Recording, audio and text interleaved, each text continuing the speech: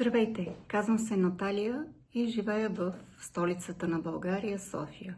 Преди 10 години получих своя най-голям подарък. Това беше едно телефонно обаждане, което чаках близо 11 месеца.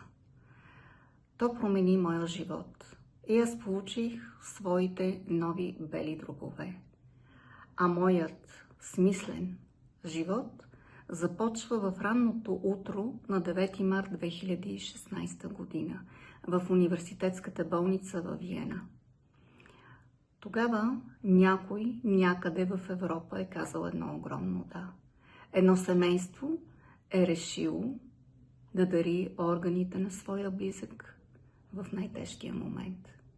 И благодарение на това огромно да, аз съм тук.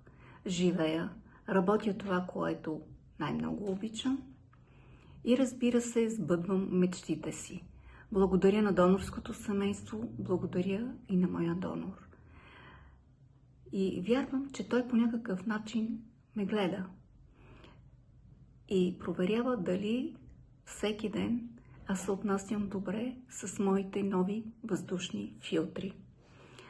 Искам да благодаря на лекарите и на медицинските екипи от университетската болница във Виена, които спасиха моя живот и ми дадаха шанс за втори живот. Защото знаят, че в продължение на 9 часа те са кроили моите нови дробове по мярка.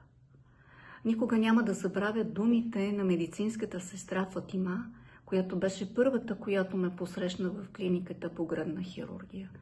Тя ми каза: "Ово е една операция." И това ми даде страшна сила. 10 години по-късно, от дистанцията на времето, аз зная, че има хора, които се нуждаят от белодробна трансплантация. И това, което е важно да разказваме, е, че едно да може да спаси до 8 човешки живота. Мечтая в България да има работеща национална програма за донорство и трансплантации, а не България да бъде в дъното на всички таблици по брой извършени трансплантации. Искам българските пациенти, които имат нужда от белодробна трансплантация, не да търсят начини как да имигрират, за да станат здравни имигранти и да спасят живота си.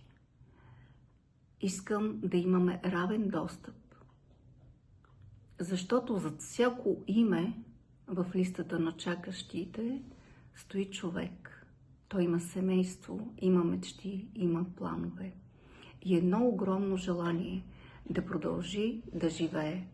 Помнете, едно да може да промени съдби. И вашето да е важно за нас.